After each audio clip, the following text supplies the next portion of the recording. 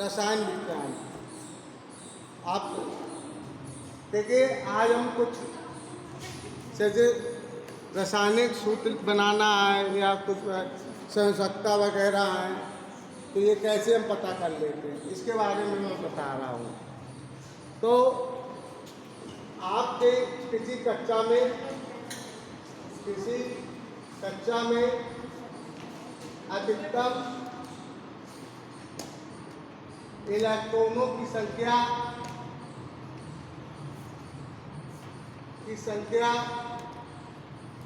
2n square, 2n square. तो हम course हमारे होते हैं के एल एन एन। एन यहाँ पर क्वांटम संख्या होती है। एन क्या होती है? क्वांटम संख्या। इनका अच्छा संख्या 1 2 3 4।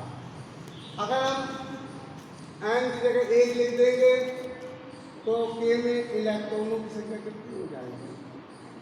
इलेक्ट्रॉनों की संख्या आ जाएगी। एन में 1 लिख दिया तो 1 का वर्ग 1 बाई 2 गुणे 1 का वर्ग 1 2 हो जाएगा। के में 2 इलेक्ट्रॉन। ऐसे हम एन की जगह 2 लिख देंगे तो 2 का वर्ग 4 4 दूनी 8। फिर हम एन की जगह 2 लिख देंगे तो 2 का वर्ग 4 आ जाएगा। ये के निकलेगा, ये एल निकलेगा। अगर हम 3 लिख देंगे तो 9 9 3 18। ये एन में एन की जगह 4 लिख देंगे तो ये 32 आ जाएगा। इसलिए अच्छा है एक ही एल एम एन में इलेक्ट्रॉनों की संख्या आ जाती है, कोर्स होते हैं।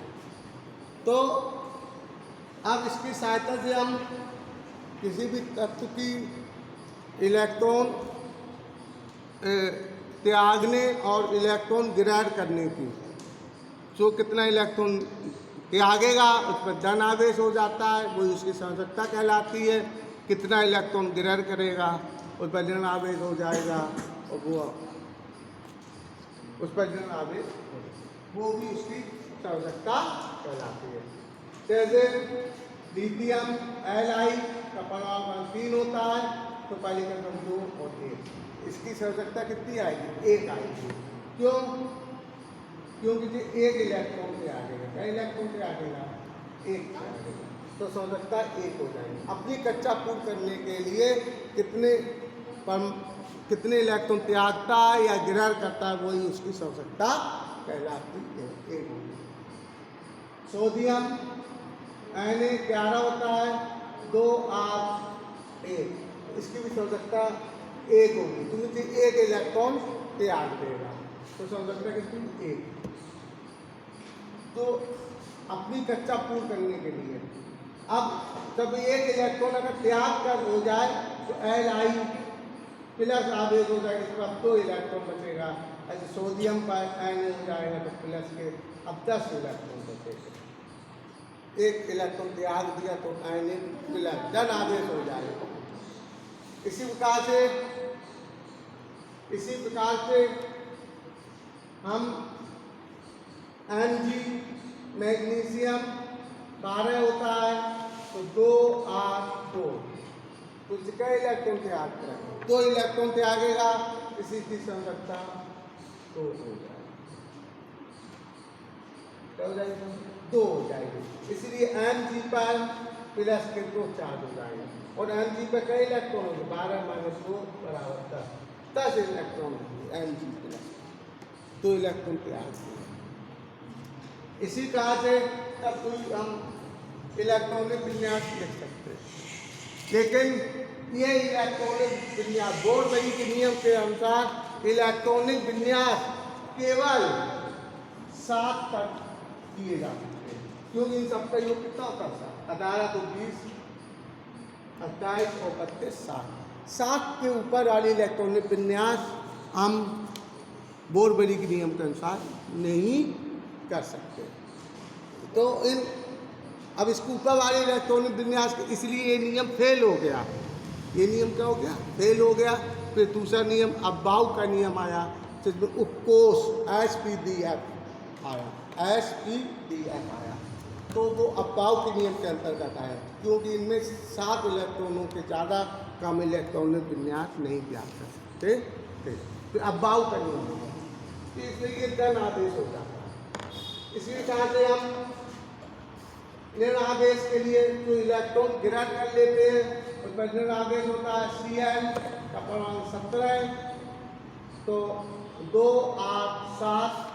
इसको अपनी कक्षा पूर्ण करने के लिए 1 इलेक्ट्रॉन की आवश्यकता होगी। तो एक बार Cl 1 इलेक्ट्रॉन इसे मिल जाए तो इसको अपनी कक्षा क्या हो जाएगी, पूर्ण हो जाएगी, 2, 8, 8 हो जाएगी, 1 इलेक्ट्रॉन लेने का हो जाएगा, इसलिए Cl पर माइनस का चार्ज हो जाता है। और इसकी संरचना कितनी होगी, इस संरचना -1 हो जाएगी। और इसमें इलेक्ट्रॉनिक संख्या कितनी हुई, 17 + 1 = 18 हो जाएगा। तो माइनस होते तो कितने माइनस होंगे उतनी इलेक्ट्रॉन बढ़ जाएंगे, और अगर कम होंगे प्रोटॉन उतनी। इस तरीके से हमारे Cl के अलावा तो ऑक्सीजन 8 होता है 2,6, इसको 2 इलेक्ट्रॉन लेना पड़ेगा। कक्षा पूर्ण करने के लिए 2 इलेक्ट्रॉनों की आवश्यकता होगी, इसलिए इस पर 2 का ऋण माइनस होगा, तो माइनस चार्ज हो जाता है, O पर -2 तो चार्ज हो जाता है। इसके हम आगे अगर हम ऐसी करते हैं 3 इलेक्ट्रॉन लेंगे, नाइट्रोजन है, नाइट्रोजन N उसके 7 होता है 2,5, तो 3 इलेक्ट्रॉन लेने पड़ते हैं, कितने लेने पड़ते हैं, 3। इस तरीके से ये धन आयन और ऋण आयन बन जाते हैं। धन आयन बनाने के लिए आपको हम जैसे सोडियम है गिब्स 2, 8, 1 इलेक्ट्रॉन से आएगा, Na+E ये धन है, ये पूरी क्रिया द्वारा समझ सकते हैं। Mg है मैग्नीशियम 12 होता है 2, 8, 2, ये हम Mg+2 आयन इनमें 2 इलेक्ट्रॉन लेते आते हैं। इस तरीके की क्रिया द्वारा धन आयन बनाने की क्रिया, जैसे धन आयन बनते हैं। लगभग सभी धातुएं धन आयन होती हैं, धातु कितनी होती है, धन आयन होती है। इसी क्रम को हम आगे बढ़ाएं तो ऋण आयन बनाना है। ऋण आयन के लिए समीकरण तो Cl है 17 होता है, तो 2, 8, 7, तो Cl में 1 इलेक्ट्रॉन पर जुड़ेगा, तो ये हो जाएगा Cl ऋण। Cl का सल्फर का होता है 16, तो 2, 8, 6, 2, 8, 6, तो इसमें 2 इलेक्ट्रॉन जुड़ेगा, इसलिए Cl पर S पर -2, इसलिए ऋण आयन बनते हैं, ऐसे धन आयन बन जाते हैं। अब इलेक्ट्रॉनिक विन्यास लिखना है, तो हमने आपको बताया बोर-बेली के नियम के अनुसार 7 से ज़्यादा नहीं लिखते, इनके ज़्यादा लिखने के लिए हम अब्बाव का नियम का यूज करते हैं। ये आवश्यकता है। अब कुछ आवश्यकता परवर्ती आवश्यकताएँ होती हैं, परवर्ती आवश्यकता, उनकी आवश्यकताएँ निश्चित नहीं होती हैं। आवश्यकता क्या नहीं होती है, मतलब निश्चित होती हैं। जैसे आयनन है Fe, आयन Fe, उसकी आवश्यकता 2 भी होती है और 3 भी होती है आयन की, क्योंकि आयन आवर्त सारणी में हमको 4 ब्लॉकों में विभाजित किए हैं, S, P, D, F, 4 ब्लॉकों में विभाजित किया गया, तो उपकोष कहलाते हैं। क्या कहलाते हैं, उपकोष। इसमें इलेक्ट्रॉनों की संख्या जो बनने का होता है, इलेक्ट्रॉनों की संख्या, इनमें 2 इलेक्ट्रॉन, P में 6, D में 10, F पर 14 इलेक्ट्रॉन, अधिकतम इलेक्ट्रॉन जो बचते हैं। S पर 2 इलेक्ट्रॉन, P पर 6, D पर 10, F पर 14 इलेक्ट्रॉन बचते हैं।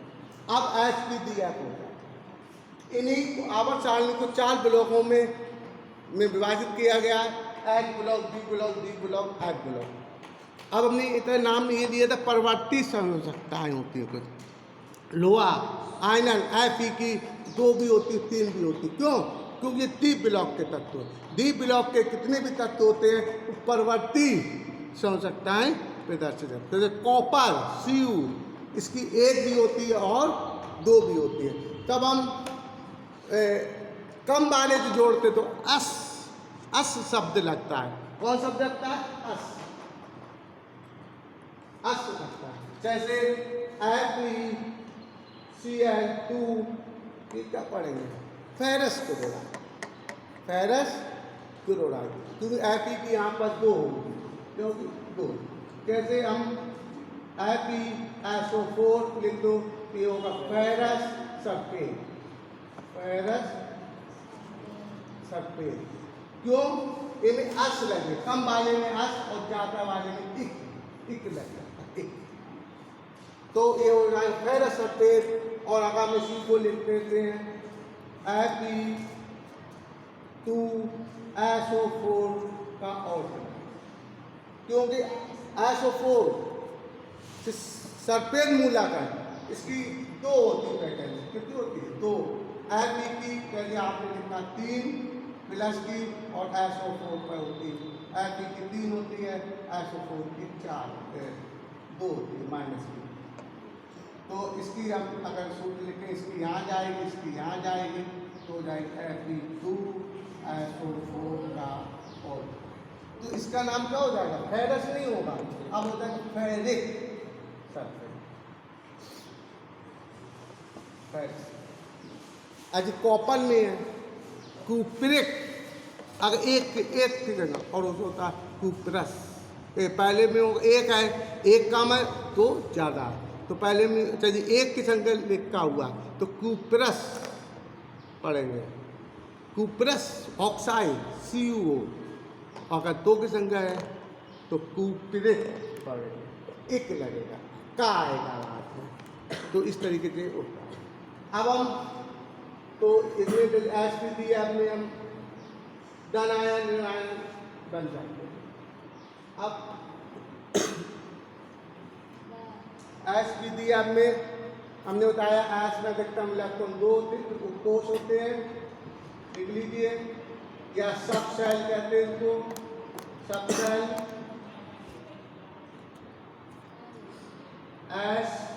SPDF। और इसमें इलेक्ट्रॉनों की संख्या, अधिकतम इलेक्ट्रॉनों की संख्या एस में 2, पी में 14। इनका जो इलेक्ट्रॉन भरने का क्रम होता है 1s 2s 2p, फिर 3s 3p, 4s, फिर 3d 4p, इस तरीके के इलेक्ट्रॉन हम इसमें भर देते हैं। जैसे अब कैल्शियम है 20, तो हम बहुत बड़ी लिए 2 8 2 8, फिर और अंक में 2 लिख लीजिए, 2 8 10 2 12, यहाँ कितना आएगा? 8 आ जाएगा, 20 कैल्शियम हो गया। चलिए 21 है किसी का, परमाणु क्रमांक कितना दे दिया? परमाणु क्रमांक 21 है, इलेक्ट्रॉन है। इसको कैसे कर लेते हैं? 2 1, यहाँ 2 आएगा, 2 8 10 2 12, इन दो को जोड़ लीजिए, 8 तो 10 तो 12 और 21 से घटा दीजिए, कितना हो जाएगा? 19। तो इसके अंतिम लक्षण क्या इलेक्ट्रॉन है? 2 है, संयोजकता 2 होगी, इसकी भी संयोजकता। इस तरीके से हम, लेकिन यहाँ पर इसकी संयोजकता 2 फाइनल है, इसकी संयोजकता 2 भी हो सकती है और 3 भी हो सकती है, 2 और 3 दोनों भी हो सकते हैं। क्यों? ये परिवर्तित संयोजकता है, ये डी ब्लॉक का तत्व है, 21 वाला जो है डी ब्लॉक का तत्व होगा। इसी को हम SPDM में लिखना चाहें, इसको तो कैसे भरोगे? 1s2 2s2, S में अधिकतम तो इलेक्ट्रॉन है, तो P में 6, तो 2s के बाद क्या आता है? 2p6, फिर आएगा 3s2, फिर 3p6, जोड़ो तो 4 10 12 6 18। अब 3p के बाद क्या आएगा? 4s 2 में 20, ये बात। अभी 3 ही आया, एस ब्लॉक का तत्व होगा, अंतिम में एस आ रहा तो एस ब्लॉक का तत्व है। और अगर हम 21 को बनेंगे तो ये आएगा 1s2 2s2 2p6, फिर आएगा 3s2 3p6 p में 6 अब 4s2 कितने हो गए 2 4 6 10 12 6 18 तो 20 अब एक इलेक्ट्रॉन बचा तो हो जाए 3d1 तो इस तरीके से इसमें 2 इसमें 8 2 वाले बोलो 3 वाले 3 2 6 2 8 1 9 और ये 2 और ये 2 ये 3 वाले जुड़ेंगे पूरे 6 2 8 1 9 इस तरीके से ऐसे और इनकी संरचना हम ज्ञात कर सकते हैं। स्टॉप करना।